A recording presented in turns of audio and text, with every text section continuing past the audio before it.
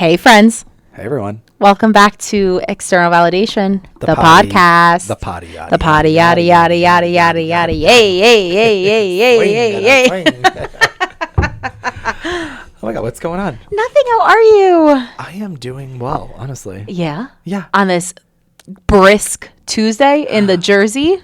It's actually, yes. I mean, while it might be February, it does feel like it is a brisk, but also very nice, nice winter April. It's like one of those fakes where it's like, oh, it's 40 degrees out and beautiful. We're going to get a freaking tsunami this weekend. That's what's going to happen. Prepare yourself a brisk, brutal For what it was worth, it was nice to experience. As you might also say in Napa Valley, for what it's what.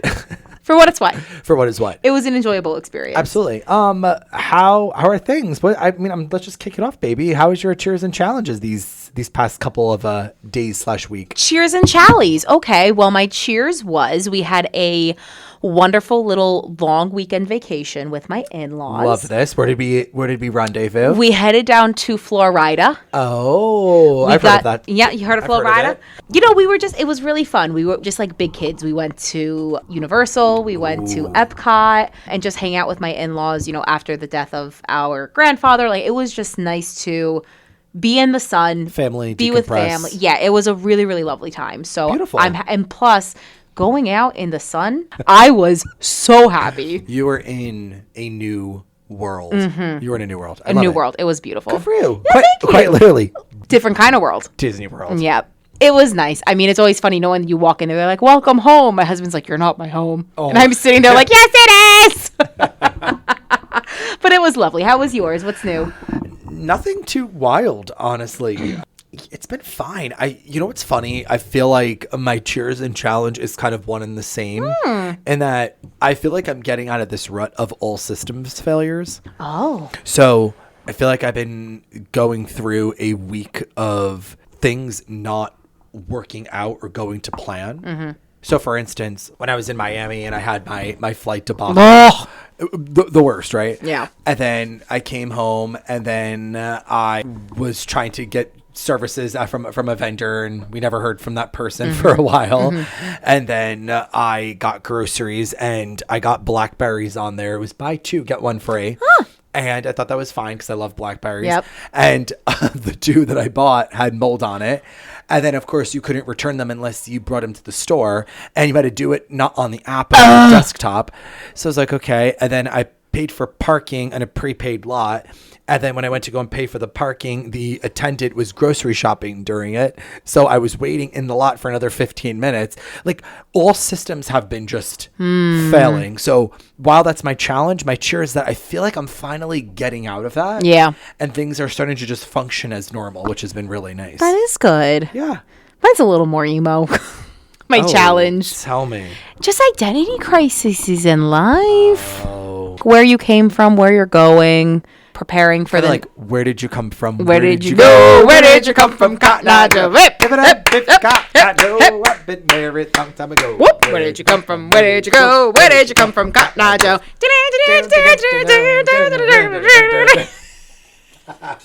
Nick Miller. Yeah, so fist pumping. So what is it? Identity crisis. Yeah, we're good. I had a crazy couple of years, and it's just kind of looking back on, unemployed M×2 and jobs I've taken, jobs I'm in, relationship, family, friends, all that. I don't know why. I think it's just a winter thing where you sit and you reflect and you're a little introspective. But, life just keeps going and life keeps changing and you got to go with the punches. So I would say that's definitely been a challenge for me, just to understand that we are ever evolving creatures and to not hold on to one version of you at a point of time and just keep growing, dog. You got to just keep going for it. Keep going for it. Yeah, it's funny. I was talking to my husband about this recently. I just feel like I'm in this weird cycle. Mm-hmm. Do you feel the same way of even as you're going through an identity shift or you're going through random changes in life, it feels like I'm oddly not evolving at the same pace or differently than the world. I would right say now? differently for sure. Well, you have so much going on, things that Yeah. you want to launch. You're just you're kind of on a different plane of existence than everyone else just living. I don't know if anyone else has felt this way before, but you ever just feel you feel like a world that you once knew just no longer is the same world that you knew, and then you look back and you're like, that world did exist, right? Like that's It's like not a simulation. dream. I always say Yeah. we're in a simulation. Right, like, do you remember back in the day where everything just seemed easier? Mm-hmm. And like you almost look at life now and you're like, is it harder or am I just getting older?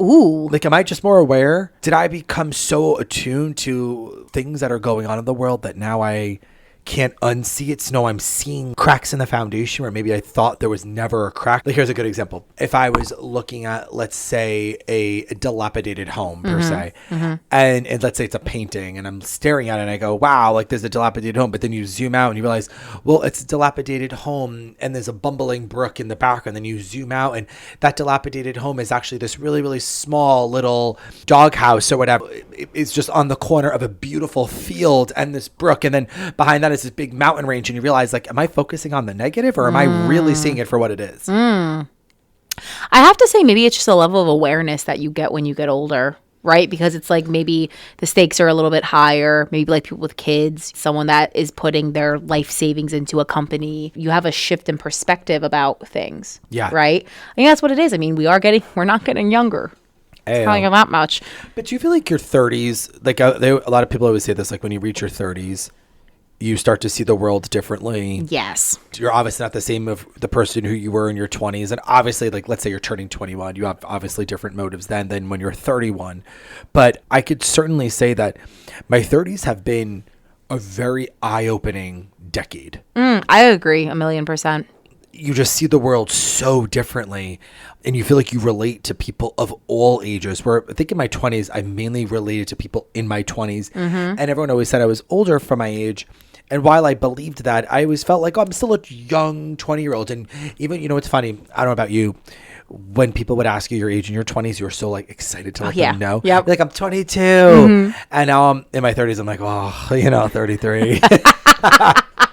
It is true. But for me, I'm trying to change that because everyone was always saying, oh, your 20s is the best. I heard late 30s, early 40s is like the best. You're established, you have money, you kind of like don't really care what other people think, you feel confident in yourself. Like that's the prime time is what I've heard. Yeah. That's probably, I hope that's true. I mean, I really do love my 30s. Like I've had really good, fun things happen in my 30s, and I'm really hoping, you know, it continues that way, quite honestly. But I think the 40s are probably going to be a lot of fun too. My husband and I right now are not, you know, starting a family or anything. So for us, that's not really like a thing that we're looking towards. But at the same time, like what we are starting is like we're really big into like building things together, whether it's a business or whether it's building each other up, quite honestly. Like, you know, like you need that. You need it. It's all part of the process. Yeah, I agree. I mean, me and my husband are talking, you know, family planning. Eventually, maybe that's something that we would like to do. Love that. So I think maybe that's also where the identity shift is coming from, because we had such deep conversations about this weekend, where I'm not the same Amelia I was when we got married, you know, 7 years ago, and who knows who I'm going to be 7 years from now. And it's interesting because you look at like the evolution of yourself and you're kind of like, how did I get to where I was? And it's interesting because I'm not that I'm not a builder. I feel like I'm definitely more of someone that's of service to others. Like I want to help people build. Like I don't want to be the sole purpose of something being built. For me, it's just, I don't know. Like I feel like a lot of times, maybe this is why I've been feeling the way I feel, that I feel like I finally stepped into myself in a sense in the past couple of years, just because I went through so many different life changes, unemployment, death of pets and parents and moving and whatever any of that is. It goes back to when you were saying, are things getting harder? Or are we just noticing more? I think it's just the level that my eyes have opened and the level of acknowledgement I had to make in the past couple of years to where I am now. I'm really proud of myself. I'm really happy of like how hard I've worked for myself. You all are. Life's a roller coaster. I don't know. It's just so interesting who you choose as your partner, right? I chose my partner. We started dating 12 years ago, right? And it's like, that's always been a third of my life. Yeah. And it's like to see jobs we've went through, friendships and all these things. It's a beautiful thing, but it's also a scary thing. Like, who are you going to become? Who am I going to become? How are we going to become? I don't know where I'm going with that. It's just kind of where my stream of consciousness has been going. Well, I think too, it's similarly to, I met my husband over 12 years ago at this point, and you realize how much life you spend together, and you realize the things that you've accomplished because of each other. Yeah, 1,000,000%. And then you realize, like, well, if we did that together, what else haven't we done that we can accomplish together? You know what I mean? Mm-hmm. And you say, like, am I missing something if I don't do this with this person? Do you know what I mean? Yeah. So for you, if it's family planning, it's like, well, maybe it's the arguable next step. Maybe it's not arguably the next step. Maybe you're saying maybe there is another year or something, whatever it is. Like it's relative, but it's like I tend to look back at my past with kinder eyes, because it's so hard to say, like, with 20/20 vision and with certainty of what's happened. Yeah, it went the right way or the wrong way. At the time, you didn't know. You know? And I don't think putting the connotation of right versus wrong. I think it just, like, is, right? I feel like we're so big on labeling, like, what's good, what's bad. You did this right, you did that wrong. But it is what it is. It's just the journey of what brought you here. And I think that's really important too, because a lot of times, like, I look back on, especially like the time that I was unemployed, I wasn't kind to myself. I didn't take care of myself. I was in a depression. Like, my relationship wasn't good. And I can sit here and say, oh, I regret that time of my life because I was moody. I was, I didn't have any motivation. I didn't do anything. Also, being at that point brought me to where I am now, where I feel like I'm maybe a little bit more driven, where I feel like I'm more honest and open and maybe a little bit more confident in myself because I was in such a dark place. I think we have to remove that connotation of what's good and what's bad, because we're not good or bad people, right? It's not like someone's going to look at you and inherently say, oh, well, that's a really crappy person. Like, everything he's been through, like, this is how he came about. Like, I don't really look at it that way. Yeah. I think too, if there's so much judgment that people like, and I am the first person to say, like, I've also viewed people and that's wrong. I'm judging you because, like, you should be further along now. Like, what are you doing? Why are you doing that? And perspectives have shifted where you just have to let it be. Yeah. Well, it's kind of like the resounding question of the episode of, are we really that much smarter, or are we just more attuned? Are we just more experienced? Are we able to... Maybe it's all encompassing. Maybe it's all of it. Maybe. Yeah. But I guess you look at, I don't know, I'm happy with everything. And you're like, am I happy with it because it's like, it's all I know? You know what I mean? Yeah, like, I don't know. But at the same time too, you're also looking at it of like, I genuinely firmly believe it took two to get to my success today. Yeah. I genuinely, like, I've always said this too, of like, when I was giving advice to like some of our friends, I look at my relationship with my husband and I genuinely believe, like, I'm infinitely better. Yeah.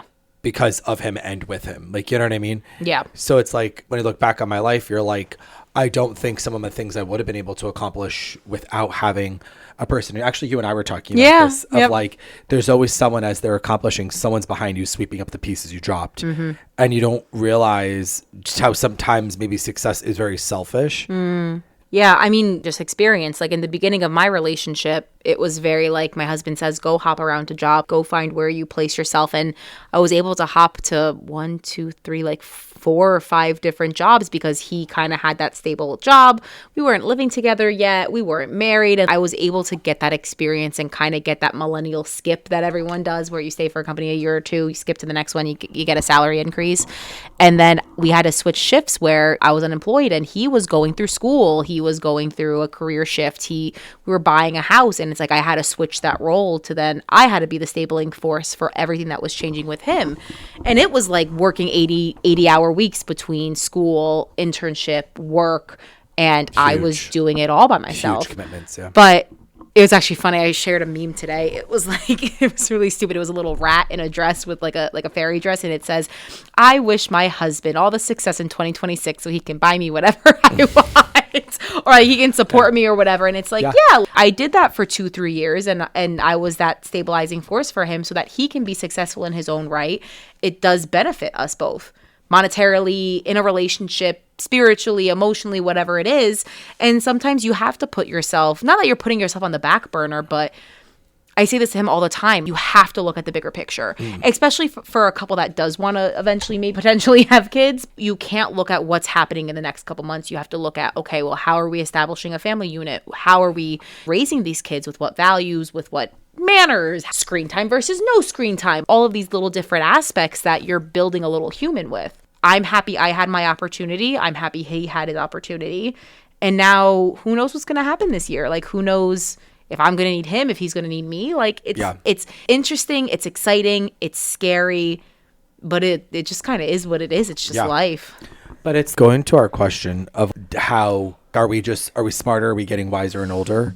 Do you think you could have had that conversation in your 20s? No. No. Right? So it goes to the point of with systems failing, we're saying, are we just more attuned? Or are we just smarter? Where we just see things, meaning do we see things for what they are? Or are we just so hyper aware on this like sensory overload today? You know what it is? I think we've just lived life a little bit longer. We've been through different like situations. We've been through different life situations. We've been through, how many things have millennials been through? Housing crisis, COVID, another housing crisis. Like another bout of COVID. Another bout of COVID. We've been through 9/11. We've been through so many life things. I feel like millennials in particular, we've had to exponentially pivot and learn to adjust and have this fluidity to the way that we live life, but also the way we see life. Yeah, I would totally, it's kind of funny as you're talking. I think our cue, because you look at like our parents. And, boomers. And it's funny because when I would talk to my parents, and if you were to say to them, oh, you know, the AC unit broke, a lot of times they'll say, yeah, you called John from, you know, from John, Sears. From John AC, and he comes right over, and you're like, that doesn't exist. That doesn't really. No, we have like Thumbtack and Tax Rabbit, right, and you have to take a ticket, and you're kind of a number in the system, you know. And you're like, oh, okay, and then whatever it is, like something happens, like the customer service side feels like you're not. It's not maybe as it once was. Is kind of my point. And I have a great example of this. Oh, say it. So my husband and I live in an HOA. We currently have to deal with an emergency assessment for roofing and siding. Oh, and it's a pretty hefty assessment that we're going to have to pay for a year. We were battling with the fact of should we replace the windows and doors on top of this assessment. If we were to do the windows and doors, just our housing cost is going to pretty much double if we were to do all of these things. Same. And I remember bringing it up to my parents and explaining like what it is. And they're like, well, you have to do it. Like there's no choice. And I'm like, yeah, but it's not in the budget. Like when you guys replaced your windows, it was maybe like $2,000-$3,000. It's $12,000 to $15,000 now on top of the $12,000 to $15,000 for the roofing and siding. And it's like on top of the HOA, on top of the HOA that increased, on top of the taxes that are increasing, on top of all of it. So it's like for them to just say, well, you have to do it. Yeah, but we can't both take on another job to get this to happen. Yeah. When we bought this house when I was unemployed still, right? So it's like we're still like catching up from that bow. Yeah. So it just the mindset of was like, well, you don't have a choice, but it's like you guys aren't offering us help. You're not offering us anything, but just you telling us to just do it is not giving any sort of perspective or help just because you guys had to do it. But that's like exactly where when you were saying before, it almost resonates with what I was thinking of like when you were talking about there was COVID, a housing crisis, there were, changes in whatever. Yep. And as a result, yes, it required us to pivot. It required us to do all these other things. But I think, though, it's redefined for a lot of the millennial generation, this idea of trust and having trusted relationships. And what you see online, do you trust it? Because I think, rose up with social media. We rose up with reviews. We know that reviews are sometimes paid. Mm-hmm. We know that whatever you read online is sometimes true. Mm-hmm. We know that what you see is sometimes true. Mm-hmm. We were the generation that created Facetune. Yep. We were the generation that created TikTok and Instagram and all these other platforms. Do you remember what was it called? Do you remember that anonymous website in high school, Foursquare? So I don't remember what it was called. Where like you can post a link and people can anonymously put like what they think about you.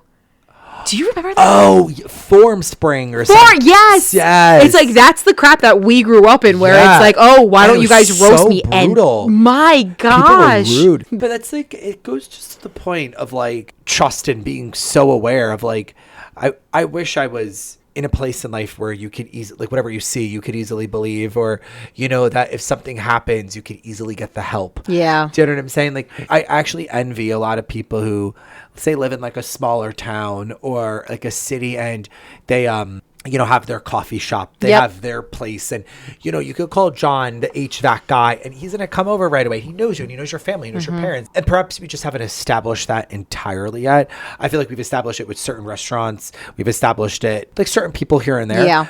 But not to the extent with which it's like, hey, I need your help. And someone would drop what they're doing. Like, I wish that societal things still existed. I agree with you. Maybe it does, but maybe I just don't have the right context yet. I feel like it's a double-edged sword. I feel like in some instances, yes, but people don't trust people anymore. People don't allow relationships to build the way they once did.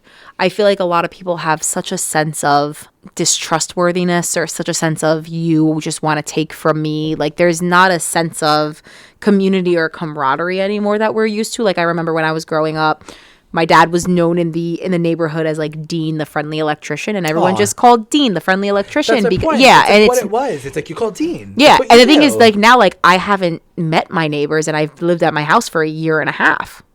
I've met my one neighbor once. Yeah. Very, very, very nice person. Yep. But I met him once. Yeah, never.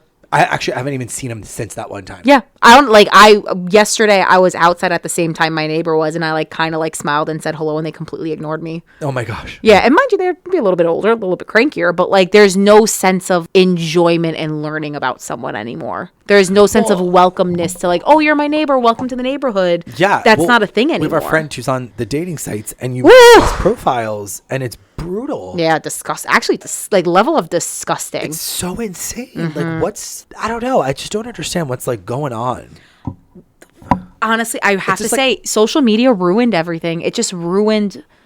I feel like I don't want to say it ruined the purity of life, but it ruined a sense of belonging, I feel, because now everyone just compares. Yeah. And this is to the earlier question of, are we just older? Are we more self-aware or is it both or whatever? Today, it's like, if you see something on TikTok, you have like a sense of like, I'm involved in it and I know. And now like, you're almost always aware. Yeah. And maybe like current events weren't as current because they weren't so loud and in your face. Now it's like, it's everywhere you go. You're just always hyper aware. And actually, I'll be honest with you, like, what I don't get, though, is, like, I tend to believe that too much news might be somewhat of a detriment. Oh, a million percent. Excuse me. When it's like, yeah, you go, I'm so over this conversation. Guys, we're getting in the nitty-gritty, and I'm saying no thank you. Yeah, are we getting older or just tired? I say tired. Honestly, I'm exhausted.